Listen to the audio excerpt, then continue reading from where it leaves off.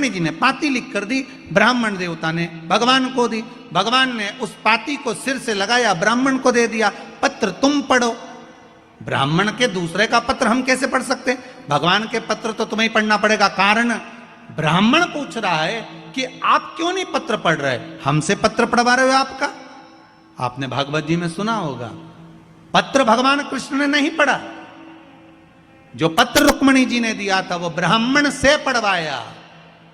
तो ब्राह्मण ने पूछा ऐसा क्यों?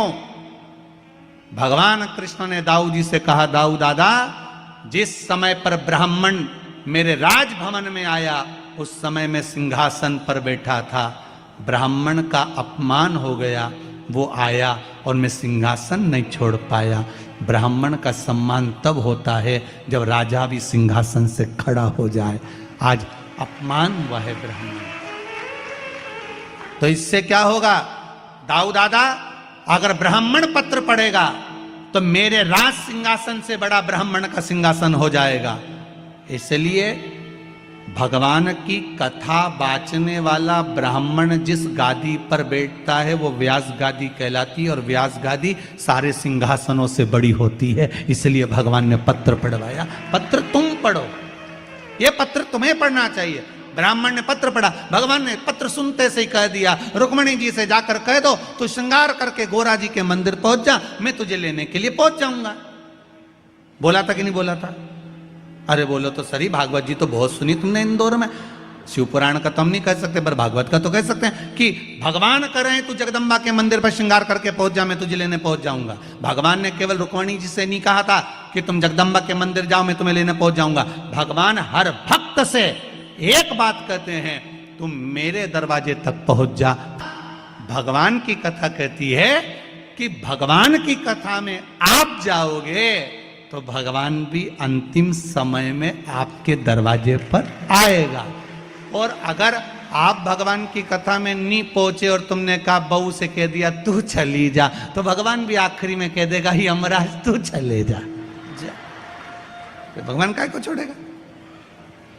और रुक्मणी को लेने के लिए भगवान आए थे तो रुक्मणी को गोदी में ले गए थे। जब मेरा भगवान आता है अंतिम समय में लेने तो आपको गोदी में लेकर जाता है। और वो काला बियई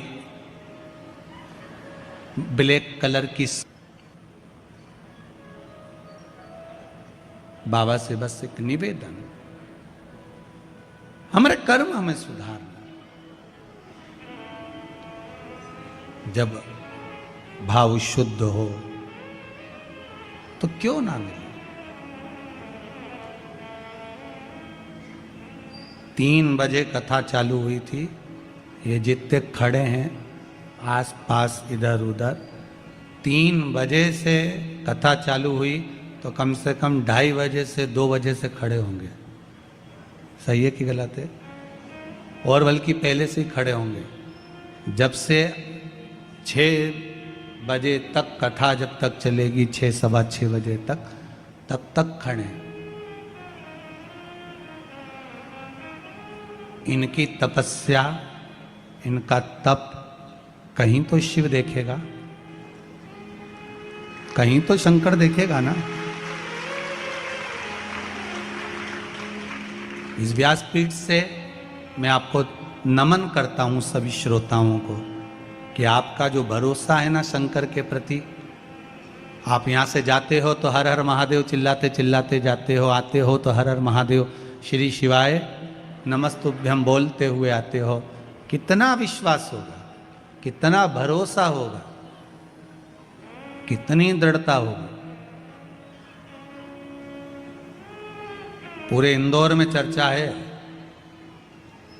कि विश्वास शंकर के प्रति कितना जागा है, वो देखना है तो ये कनकेश्वरी ग्राउंड में देखिए।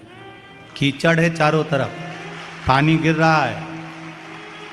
मेरा कैमरे वालों से निवेदन है, बाहर जितने लोग बैठे हो छाता खोल खोल के बैठे, पानी लगातार टपर टपर हो रहा है थोड़ी थोड़ी देर में। पर इनकी दृढ़ता देखिए आप, इनका विश्वास देखिए आप। कोई ने इनको कुछ दिया है? इनको देने वाला तो देवाधिदेव महादेव है, कोई दूसरा नहीं दे सकता। शंकर जिस जमीन पर आप बैठे हो पूरी गीली है, ये बहन और बैठी है ना, यहां से पानी दिस रहा था, बता रहे थे कि यहां से पानी बहकर जा रहा था, पर फिर भी आपका विश्वास बड़ी दृढ़ है, बड़ा दृढ़। इस विश्वास के बल पर शिव महापुराण की कथा है। और एक बात आपसे कहेंगे, इतने वर्षों में हमने एक चीज जरूर देखी है कि जिसने शंकर मेरा ओघड़ी है, वो बिना सोचे देता है। कभी उसने विचार ही नहीं करा कि मुझे इसको क्या देना है। ब्रह्मा जी कहते हैं इसके भाग्य में बहुत बहुत भोगना लिखा है। शंकर जी कहते हैं एक बार मेरे पास तो आ जाए, फाइल ही दबा दूंगा नीचे, निकलने ही नहीं दूंगा कि कितना भोगना लिखा। तू आ तो सही। ब्रह्मा जी बोल रहे हैं आप फाइल पढ़ो। शंकर जी के फाइल आए तो ब्रह्मा जी बोले मैं आपके पास कभी आने ही नहीं दूंगा। कई लोग ऐसे हैं सारी दुनिया में माथा टेकते हैं, सबके सामने जाके रोते हैं, सबके सामने हाथ फैला लेते हैं, पर शंकर पर भरोसा नहीं कर पाते। शिव जी कहते हैं एक बार मेरे पास आ जा, कितनी भी बेकार फाइल हो सामने आने ही दूंगा, नीचे ऐसी अलमारी में पटकूंगा कि आएगी नहीं। क्या भोगेगा? आ तो अकाल मृत्यु वो मरे जो काम करे चंडाल का, काल उसका क्या बिगाड़े जो भक्त हो महा काल का। शंकर के उपासक हो तो फिर भय काहे का? क्यों भय खाना? बुरा कर्म हुआ पूर्व में, हो सकता है कर्म हमने बेकार करा होगा तो आज भोगना पड़ रहा हो, पर घबराना नहीं है हमको। क्या करेगा यम?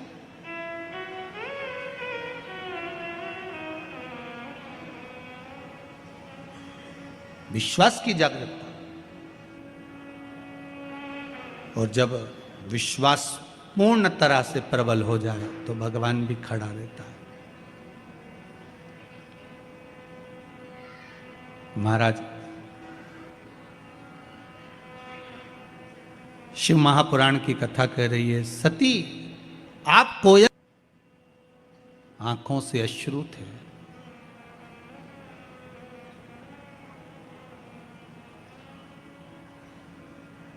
नैनों से जल बह रहा था।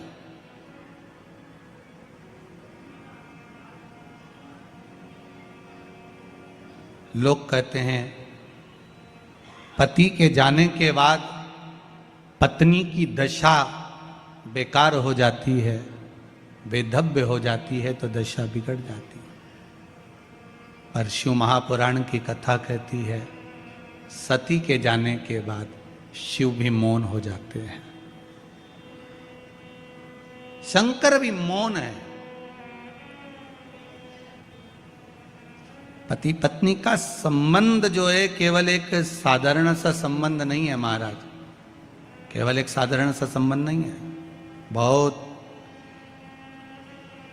वो अपने माता पिता को छोड़कर, परिवार छोड़कर आपके लिए आपके घर पर आई है, उसका भी आदर पूर्ण होना चाहिए। एक व्हाट्सएप पे एक मैसेज पड़ा था, कोई ने लिखकर डाला होगा, तो उसमें लिखा हुआ था कि अपनी पत्नी का सम्मान करो, जो एक जोड़ कपड़ा पसंद करने में पूरी दुकान उठा पटक कर देती है, उसने तुम्हें पसंद करा है।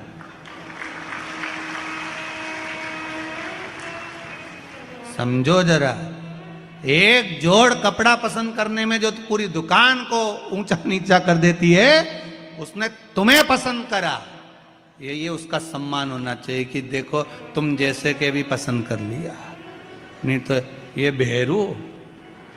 सती चली गई मां, शिव नेत्र से जल बहा, खूब क्रोध आया, केश तोड़कर रुद्रगण उत्पन्न करा, यज्ञशाला विध्वंस हो गई, अग्नि में दक्ष प्रजापति का सिर गिर गया।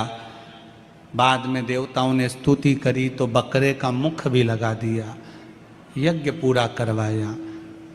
उधर पितरों की 3 बेटियां थीं, मैना, धन्या और कला, जो पितृलोक में निवास कर रही हैं। सारे देवताओं के लोक से भी ज्यादा सुंदर होता है पितृलोक, जहां पर पितृ रहते हैं। बहुत सुंदर लोक है। पितृलोक क्यों सुंदर होता है? पितृलोक सबसे ज्यादा अच्छा क्यों माना गया है? पितृलोक की सुंदरता क्यों मानी गई है? उसका कारण होता है जितनी समय भगवान विष्णु बैकुंठ में नहीं रहते, ज्यादा से ज्यादा समय भगवान विष्णु पितृलोक में रहते हैं। ज्यादा से ज्यादा समय पितृलोक। पूछा क्यों? परिवार का, कुटुंब का, गोत्र का व्यक्ति जब कोई अच्छा काम करता है, जितनी देर तक वो अच्छा काम करता है उतनी देर तक भगवान विष्णु को उसके पितृलोक में उसके पितरों के पास बैठकर कंधे पर हाथ रखकर बैठना पड़ता है। जरा विचार करिए, आप 3 घंटे अगर शिव महापुराण की कथा सुन रहे हो तो आपके पूर्वज जो पितृलोक में होंगे, भगवान विष्णु उनके कंधे पर हाथ रखकर बैठे होंगे कि तेरे परिवार के, तेरे कुटुंब के, तेरे क्षेत्र के कुछ अच्छा काम कर रहे हैं। पितृलोक में भगवान नारायण उनके कंधे पर हाथ रखकर बैठते हैं कि तेरे कुल का व्यक्ति कोई अच्छा काम कर रहा है। और जब वही कुल का व्यक्ति बेकार काम करता है ना, कोई कथा सुनने आया और तुम उसकी चप्पल चुरा के ले गए, तो पितृलोक में भगवान विष्णु नहीं जाते, फिर यमराज जाता है। और यमराज जाकर उसके दूतों को ले जाकर उन पितरों से कहता है, देख ले तेरे छोरा छोरी चप्पल चुरा रहे, चोटे के बाप देख ले। ऐसा कोसते हैं। तो तुमसे निवेदन है, चप्पल चुरा के उनको मत खुशवाना रे, तुमसे निवेदन।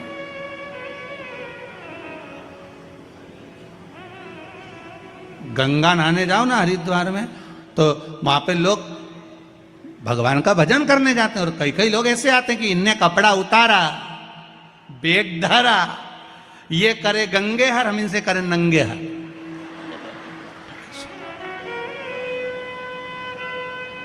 ऊपर से देवता उन भी सोच रहे, बताओ बेचारा अपने पूर्वजों को तारने के लिए आया था, उसने तो अपने पूर्वज तार दिए और इन्होंने सामान चुराकर इनके पूर्वजों को धिक्कार दिया। ऐसा गलत काम कभी मत करना हो, कभी जिंदगी में मत करो।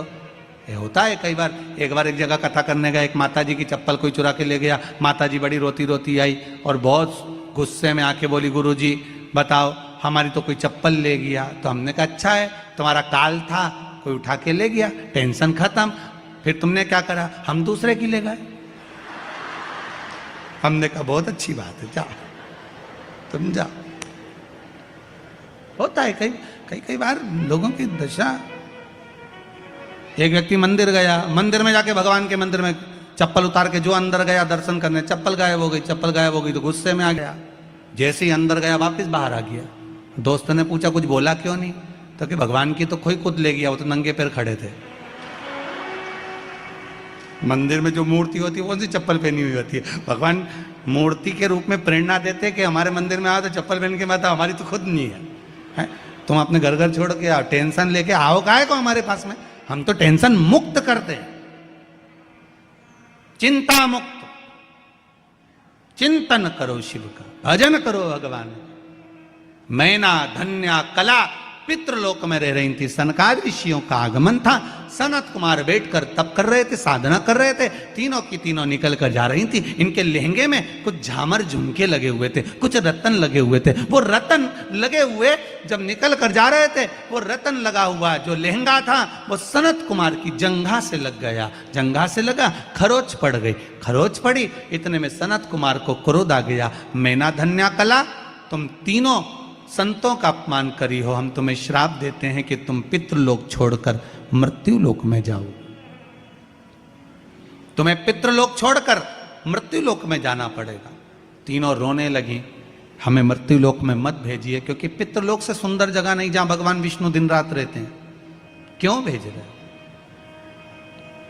जो व्यक्ति जहां रहता है ना उसको वही सुंदर लगता रहता है ना उसको वही सुंदर लगता है। जो जहां रह रहा है। कई लोग कहते हैं गुरुजी हमने पितरों के मोक्ष के लिए गया जी का पिंड कर दिया, ब्रह्म कपाली कर दी, ब्राह्मण का भोजन करा दिया, भागवत करा दी, उसके बाद भी पंडित जी को पत्रिका दिखाओ तो वो एक ही बात बोलते हैं। क्या बोलते हैं? पितृ दोष है, अब इतना करा, ब्राह्मण का भोजन कराया, तर्पण करा, तिलांजलि करा, सारा काम करा, फिर पितृदोष क्यों रह गया? हमने गया जी का पिंड करा, फिर पितृदोष रह गया। हमने पितरों की शांति कर दी। तो पहले ये बताओ,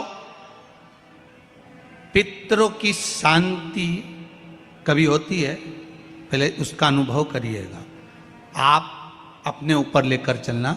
आप यहां से जाओ 7 स्टार 5 स्टार होटल में, खूब प्रेम से इंदौर से बाहर जाकर, तुम्हें जाना वहां जाके रहो, खूब अच्छे से रहो, एक से बढ़कर एक होटल में रहो, कितना ही अच्छा वीआईपी से वीआईपी खाना खाओ, वीआईपी से वीआईपी कपड़े पहनो। 1 महीना, 2 महीना, 1.5 महीना, 15 दिन, 20 दिन तुम कितने भी अच्छे से रह लो, पर 20 दिन 22 दिन के बाद तुम्हें अपने घर की याद आएगी कि नहीं आएगी? जम के तो बोलो, आएगी ना। भले तुम्हारे घर में एसी नहीं लगा, डनलप का गद्दा नहीं लगा, भले तुम्हारे घर में वीआईपी भोजन नहीं है, डनलप का गद्दा नहीं है, एसी का रूम नहीं है, पर घर की याद आएगी। भले कुछ भी हो, भले टूटा फूटा मकान हो, पर मेरे को तो मन नहीं लग रहा, मैं तो घर जाऊंगा। थोड़ा मन लगे मेरा, घर जाऊंगा मैं। थोड़ा मन लगे मेरा, मैं घर जाऊंगा। अब मन में तो उनके घर जाने के लिए लगा। आप कितना भी वीआईपी में रह लो, पर आखिरी में घर जाने की याद आती है।